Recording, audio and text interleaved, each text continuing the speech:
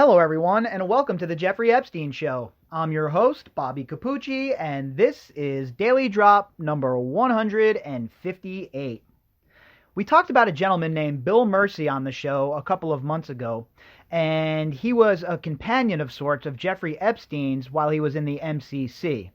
Now, as usual, whenever we cover a story and then they have an update on that story, or they rerun that story and add some details, I like to cover it here on the podcast so that we can add it to our catalog. And what's interesting here is, in this article, Bill Mersey again talks about how Jeffrey Epstein was not depressed before he committed suicide, allegedly. And now that's the fourth person who has come out and said that Epstein was not depressed leading up to his suicide. So again, what it does, it throws into question the official narrative that has been placed before us.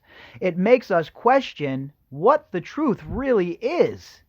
We have all of these people coming out saying Epstein was not depressed, he was not suicidal, etc., etc. And then on the other side, we have Bill Barr telling us, well, believe me what I'm saying here, I saw the video. Okay, well, that's fine and well. We don't believe you. I'll just state that right up front, sir. How about we see that video? How about we take a nice, good, long look at that video for ourselves after an independent analyst takes a look at it to make sure it hasn't been doctored, of course, because we know that's not above these people. So there's been a lot of questions, okay? There's a lot of holes in the official narrative. And some folks, some media outlets don't like when those questions are asked. The second you ask some kind of question that doesn't fit their narrative, well, now you're a conspiracy theorist. Now you're wearing a tinfoil hat. When in reality, the media is just not doing their jobs.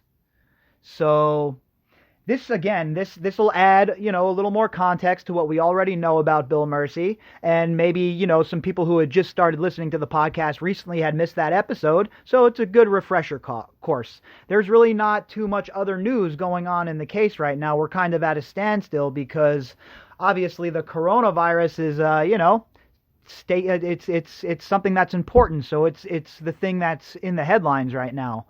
But it's important to add context when we can add context to our study of Jeffrey Epstein, so this article will do a little bit of that.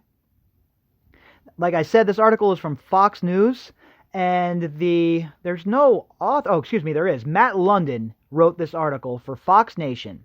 And the headline is, Inmate Who Monitored Jeffrey Epstein on Suicide Watch Speaks Out. A former prisoner who apparently spent hours talking to now-deceased sex offender and accused sex trafficker Jeffrey Epstein before his mysterious death is speaking out in a new Fox Nation documentary. Again, we covered Mr. Mersey when he first came out a couple of months ago. I believe it was a Daily Mail article.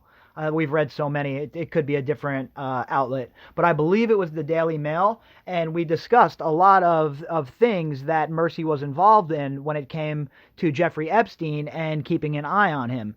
And Mersey said then that Jeffrey Epstein wasn't depressed, and he says it again here in this article. And for our investigation and for us looking at the bigger picture, it's important to have another person on record saying that Epstein was not, in fact, depressed.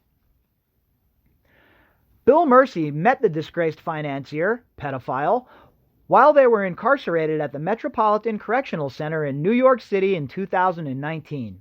Mersey was serving a year-long sentence for tax evasion. 66-year-old Epstein faced up to 45 years in prison if he was found guilty on charges of sex trafficking and sex trafficking conspiracy. This is important, too, to remember. Now, Mersey was serving a year-long sentence for tax evasion, right?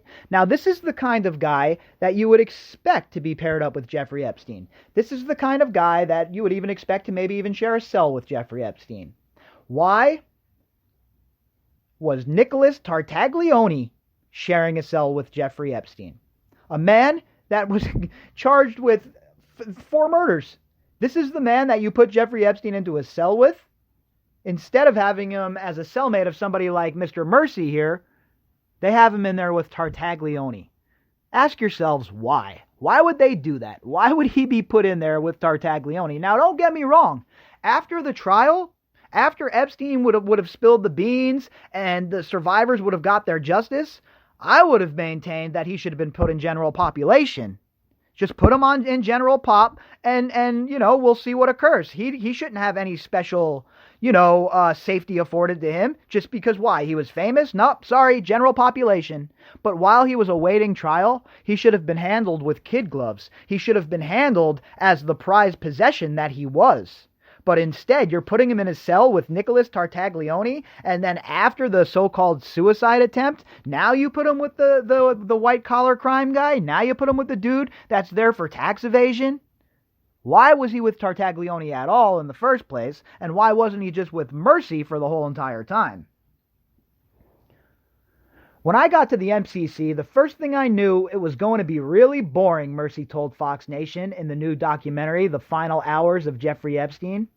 The New York native said he decided to sign up for the Inmate Companion Watch, which is a suicide prevention program that pairs at-risk inmates with fellow prisoners. Now, mind you, this was after Jeffrey Epstein's first alleged suicide attempt, where there were reports that he told his lawyers that he was assaulted.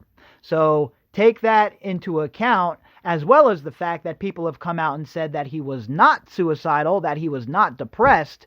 And, well, again, it leaves us questioning the official narrative. The responsibilities of Suicide Watch was essentially to be alert for 4 hours, sit in front of a window across from one inmate that you're watching, said Mersey, and write down every 15 minutes what's going on. So he's basically working as a companion, right? He's sitting across the window from him, having conversation with Epstein, taking some notes, making sure that Epstein isn't going to hurt himself, etc., etc. Epstein's first alleged suicide attempt occurred on July 23rd, and he was reportedly found unconscious in his cell with marks around his neck.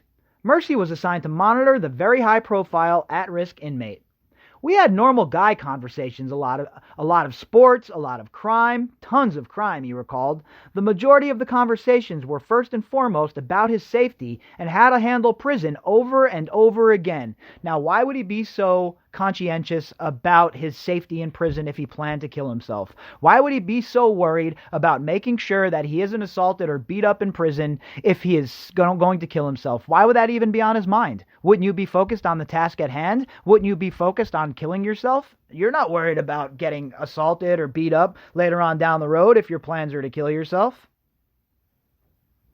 He solicited advice on how to handle the general population. He thought that intimidation was going to be a problem, and it would have been. But if Epstein would have greased the right palms, even in prison, if he pays enough money to the white nationalists in prison, or the Mexican cartels, or whoever it may be, he can get the protection that he needs so he doesn't get beat up or assaulted in prison. Even a sick bastard like Epstein, who is usually prey inside of prison, can buy his way out of it, folks. Let's be honest. Let's be honest here.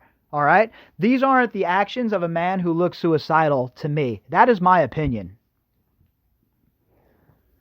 Mersey told Fox Nation that Epstein didn't appear to be suicidal, even though his circumstances were clearly weighing on him. He was not depressed, although I would have conversations with him, and every so often he'd sort of drift off, and I'd go, he's thinking about the shitstorm he's in the middle of. Yeah, who wouldn't be thinking that? Right? I mean, I know if I was sitting in jail, waiting on a prison sentence, knowing that I'm guilty as sin, knowing that I'm certainly going to do big time for this, of course you'd be, your mind would be wandering a little bit, wondering what the future holds. And, that's exactly what I'm sure was going on with Jeffrey Epstein. What I'm saying here, folks, is this guy does not look like somebody who is suicidal to me, especially in light of everything that we now know and all the people who have come forward and who have said that he is not suicidal, he was not depressed. So, again, what it does is it punches more holes in the official narrative, and it leads us to ask more questions. He was not depressed. As if being in the MCC wasn't bad enough, it doesn't get worse than being a child molester or a pedophile in the federal prison system, said Fox News national correspondent Brian Lanus, who closely covered the Epstein saga. I can tell you that is a fact. I've never been to prison or jail even myself, but I have several friends and people that are close to me that did serve federal time, and I'm telling you right now, you show up there as a child molester, a pedophile, etc., you are not going to be in for a good time if you're in general population. In fact, the chances are you will be assaulted, and perhaps to a point where you are in seriously bad condition or even killed. They don't take kindly to this kind of thing in general population. But Epstein wasn't going to get general population anyway. He was going to get put in the SHU, protective housing. Jeffrey Epstein was a famous pedophile, explained Linus.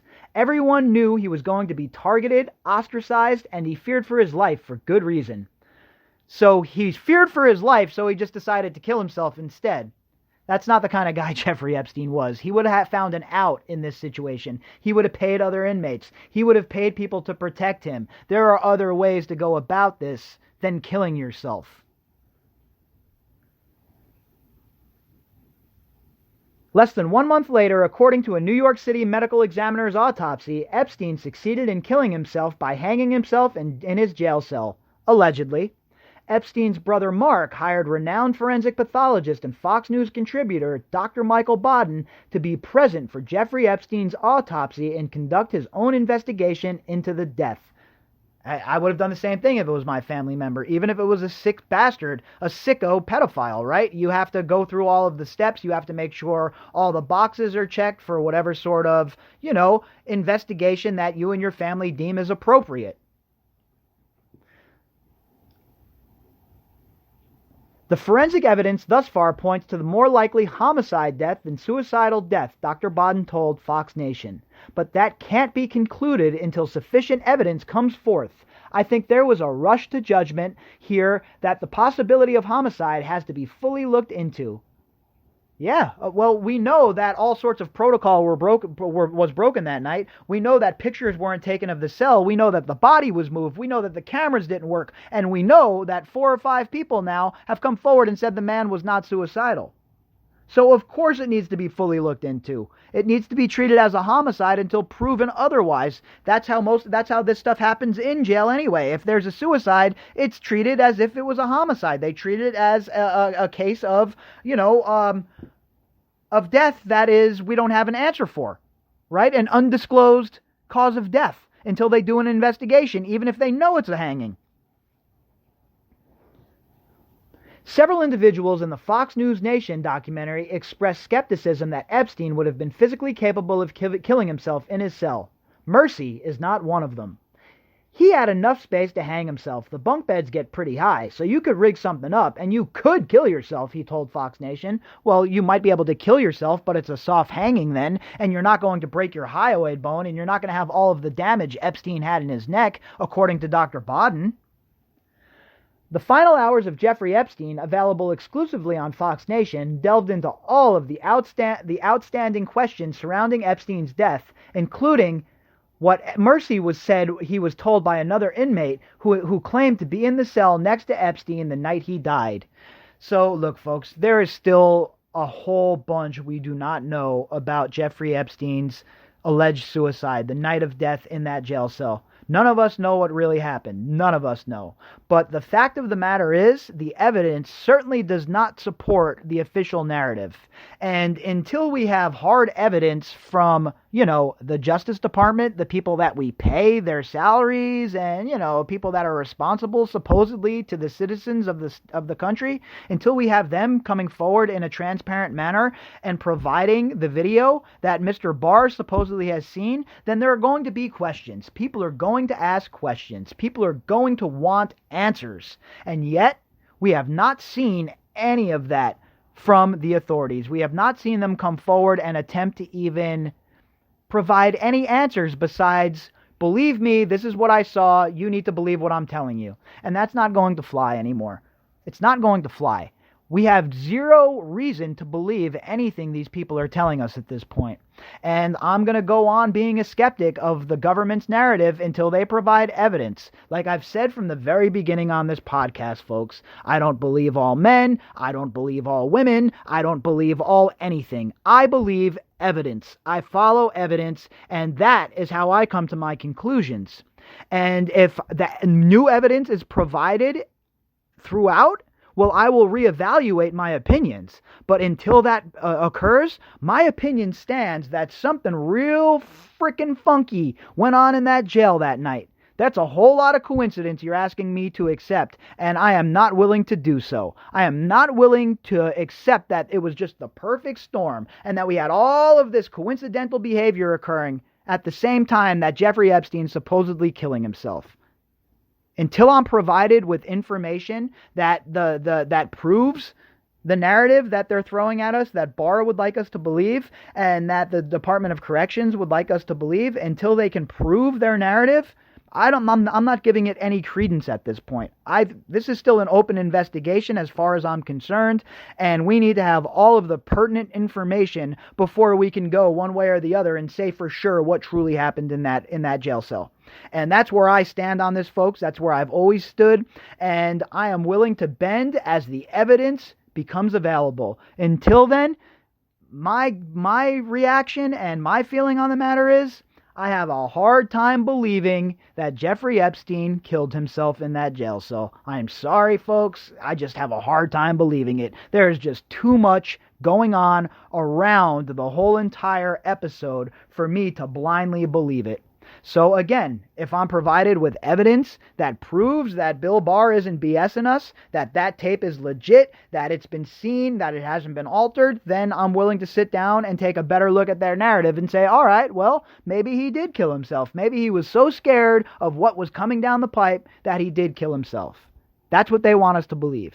Unfortunately for them, the evidence is piled up against them at this point. So as of right now, something funky went on in that jail cell, in my opinion, folks. If you'd like to contact me, you can do that at bobbycapucci@protonmail.com. That's BOBBYCAPUCCI@protonmail.com. You can also find me on Twitter at BOBBY_CAPUCCI. If you enjoy the podcast and you like my work and you would like to help out, you can do that by clicking on the GoFundMe link inside of the description box. All right, folks, until tomorrow, we'll be back with the usual daily drop, morning update, and we'll keep it fluid. We'll see what happens. And as usual, if something cracks off during the day and we need to have an updated episode, we'll definitely do that. But it looks like there's a lull in the Jeffrey Epstein news right now. But that's all right. Even if there's no articles, I'll be on and we'll just have a chat and we'll talk about some of the other things that we've already discussed. We'll add some context, whatever it may be. There will be no disruptions unless, of course, I catch the plague. If I catch the plague, then, well, all bets are off. But unless I come down with this crud, we'll be here for the 2 episodes a day. We'll be adding with, continuing with our series that deals with the Core 4. Expect the Sarah Kellen episode out Saturday. And we're just going to keep on with business as usual here on the Jeffrey Epstein Show. All right, everybody, until tomorrow morning, I hope you all have a fantastic evening, and I will talk to you all then.